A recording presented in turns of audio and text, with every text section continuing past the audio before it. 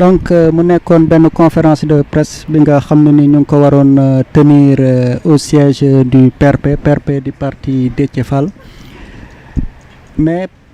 comme nuñ ko doon xaaree siège ba gendarme yi dañ fa taxaw bloqué ko ak seeni oto moo tax ils se sont repliés ici au siège du PUR. donc ñu ngi taxaw nag donc yaa Malick Gakou wàcc na gis nañ ko gis ngeen ko certainement ci image yi mais aussi yaa Déthié Fall en tout cas la voiture de Déthié Fall est ici donc ñu koy xaar moom tamit mu wàcc di xaar aussi yeneen leaders yi certainement.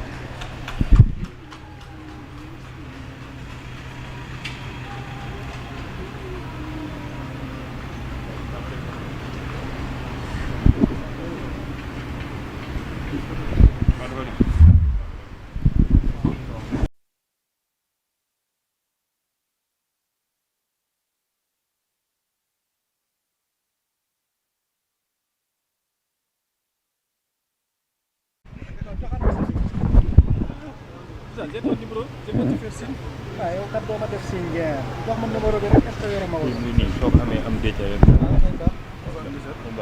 kon Pastef dissoudre nañ ko. Billaay. Macky Sall am na doole de. ba pare am fit. ba ñeme. Macky Sall du ragalul de. yii ragalul man. du ragal waaw. Barke Serigne Touba ragalut. Asal du moo ko def.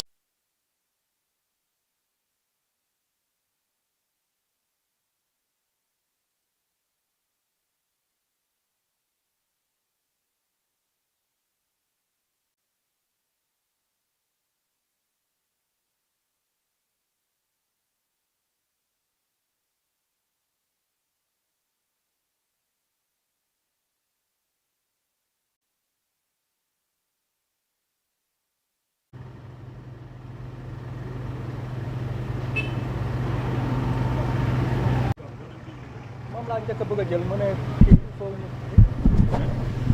concerté wu ba pare.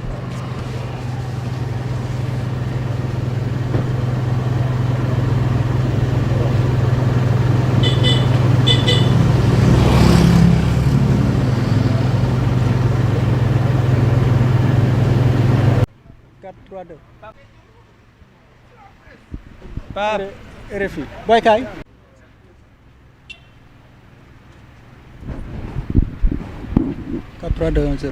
donc c'est bon monsieur ginnaaw buñ la nuyoo seen naataango ci coalition Yewwi Askan Wi Ousmane Sonko ñu dóor ko mandat de dépôt ban mooy sa réaction ginnaaw décision juge bi. waaw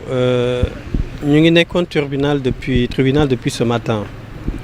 ba bi ñuy juge bi di décerner le mandat de dépôt mu nekk loo xam ne nii dañ koy ñaawlu. mu nekk tey une défaite de la démocratie sénégalaise parce que gis nañu depuis bientôt 3 ans acharnement bi nga xam ne nii régime bi teg na ko ci Ousmane Sonko mu nekk loo xam ne nii du dooleel démocratie sénégalaise am na loo xam ne nii jarul ñu ci doon yegg li ñu tax ñu jàpp Ousmane Sonko vendredi plutôt je sais plus c'est jeudi ou vendredi ne dafa jël portable benn gendarme loolu c'est pas un motif pour jàpp ko c'est juste parce que ñoom loolu dañ ci profito pour def li ñu bëggoon def mais li ñu gis tey ñu jógee tribunal ñëw siège yu Déthié Fall ne dañuy def suñu concertation waxtaan xool qu'est-ce qu'on va faire dans l'immédiat ñu déloger ñu génne ñu siège yu Déthié Fall mu nekk loo xam ne nii c'est extrêmement grave parce que dañuy wax Sénégal c'est un état de droit loi mooy féete kaw lépp mais li ñu gis loi dañ koy salfaañe ñoom loi toppatoowuñ loi li mu wax seen bëgg-bëgg li ñu toppatoo et donc loolu jaaduwul mënuñu fekk ci séjour Déthié Fall mu nekk un endroit privé ñu ne ñu génne leen kenn du leen concerté du leen def point de presse du leen réunion sans aucune décision de justice sans amul ordonnance dara justifié wul ñu doxale lu mel noonu fi ñuy wax yeggalaguñu ñu wax ñu parti Pastef dissoudre nañ ko c'est extrêmement grave fan la ñu jëm ak Sénégal fan la ñu jëm ak askanu Sénégal am na nag loo xamante ne nii du parti PUR du parti PRP du Pastef du beneen parti moo koy xeex sénégalais yi ñoom ñoo koy xeex il faudrait simplement que les sénégalais xam ne dérive bi ëpp na du Sénégal du politique yi rek ñoo ko war a xeex il appartient aux sénégalais de prendre leurs responsabilités xam ne lu ëpp nag tuur na mënuñu continuer depuis plusieurs années muy am dictature boo xamante ne nii chaque jour dafay dem crescendo lu ñu xalaat ne mënuñ fa yegg rek ñu yegg fa donc toutes les lignes rouges en termes de démocratie ont été franchies qu'est-ce qu'on va faire dañuy continuer de supporter de subir cette dictature il faut nag la constitution dafa permettre à tous les sénégalais su fekkee ne dañ lay noot su fekkee ne dañ lay bundu xatal su fekkee ne dañu teg ci sa kaw loo xam ne nii jaaduwul nga résister et jàpp nañ par rapport ak li am Sénégal par rapport ak décision yi nga xam ne nii le ministre de l'intérieur jël na ko par rapport ak décision yi nga xam ne nii juge yi jël nañ ko jàpp nañ ne loolu jaaduwul li ñu teg nag ci askan wi mi ngi bëgg a ëpp léegi nag askan bi moo mën a jël responsabilité am dindi loolu ce ne sont pas les politiques askan bi moo mën a jël responsabilité am parce que nit ku nekk gor nga am loo xam ne nii kenn waru ko supporter donc loolu la ñu amoon lu ñuy waxoon nañ ne ñu ñëw def point de presse bi fii suñu siège parti PUR mais pour le moment bon presse bi yéen rek lu ñu gis puisque ni mu demee xëy na ñu bëri dem nañ ci siège yu Déthié Fall fekk ñu fa ñu ñibbi mais c'est une situation regrettable et c'est extrêmement grave donc il appartient aux Sénégalais de prendre leurs responsabilités pour faire cesser pour stopper ces dérives autoritaires bi nga xam ne nii régime bi moom la nekk di exercer sur le peuple sénégalais.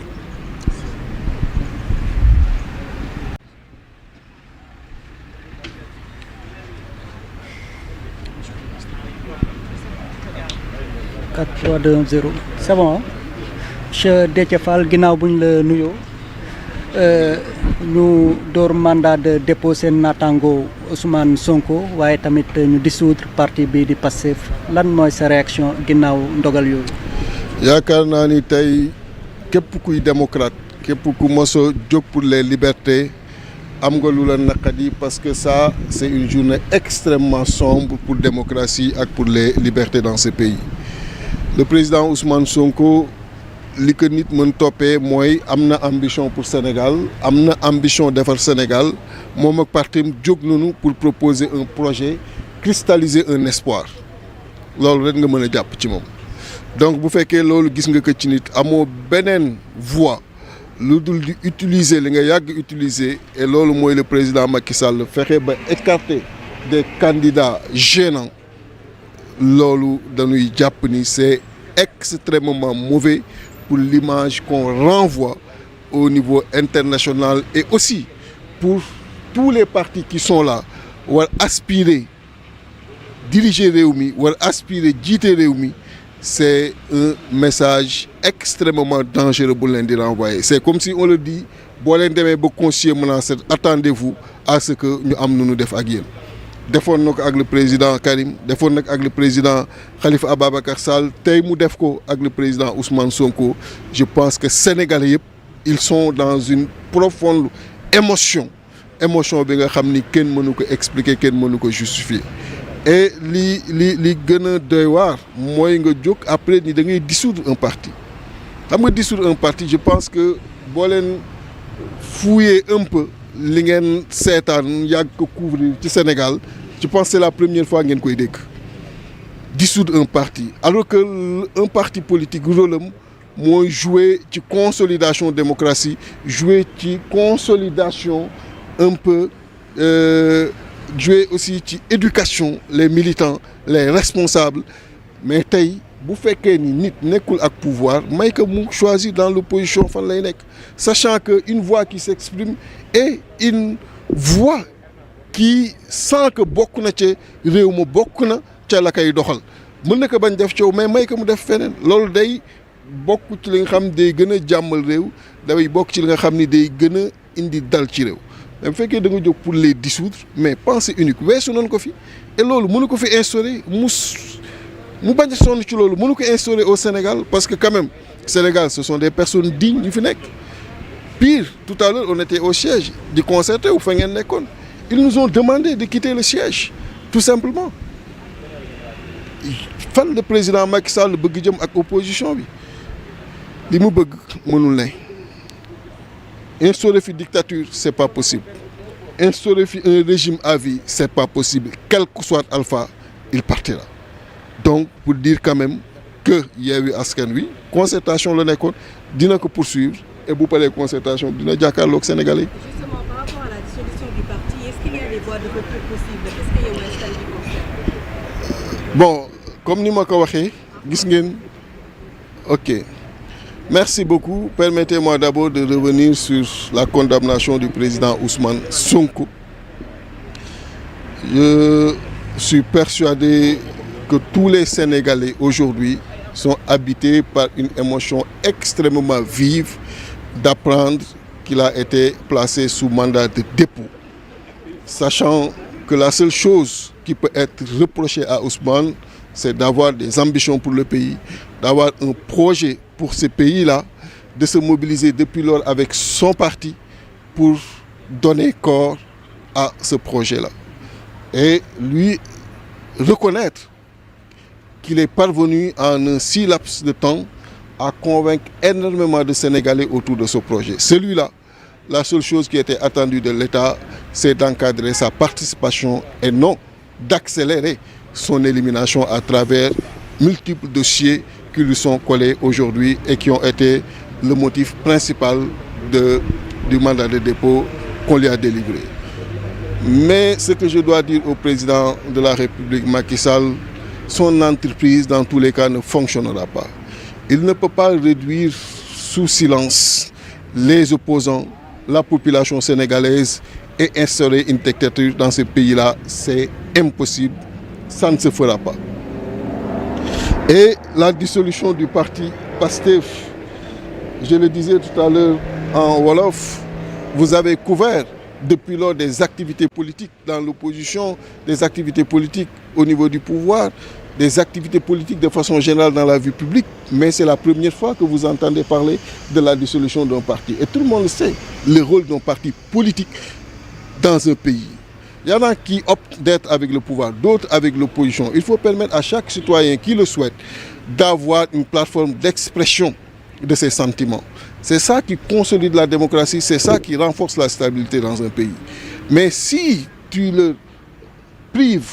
de cette expression dans une plateforme bien déterminée, tu les pousses justement à s'exprimer autrement. Excusez-moi la répétition, et ce n'est pas bien. Donc pour nous, il n'était pas question du tout de dissoudre un parti, mais d'encadrer le parti politique, le PASTEF, pour qu'il puisse présenter son projet aux Sénégalais aujourd'hui et laisser le soin à ces Sénégalais-là de décider de qui sera leur prochain président et pour lequel des projets qui leur seront présentés lors de la présidentielle, ils vont opter pour justement les 5 ans à venir à partir de 2024. Et tout à l'heure, on était ensemble au siège du PRP pour des concertations entre leaders de Yewwi et c'est là qu'ils nous ont trouvés et qu'ils nous ont demandé et sommé pour dire tout simplement de sortir parce qu'ils ont fermé aussi le siège du PRP, ce qui est inexplicable et incompréhensible. Mais nous tenons à lui dire que cette entreprise ne prospérera pas du tout. Il ne peut pas réduire l'opposition sous silence. Il ne peut pas empêcher les opposants d'avoir des ambitions pour notre pays. Je vous remercie. Et par rapport à la dissolution, est-ce qu'il y a des voies de recours possibles? Il faudrait après consulter avec les juristes, mais dans tous les cas au niveau de Yewwi Askan Wi, comme je vous l'ai dit tout à l'heure, on va poursuivre les concertations et vous revenir.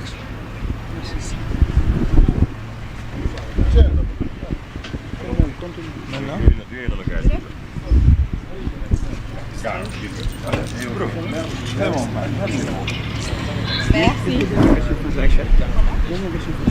Non. Avec lui, non.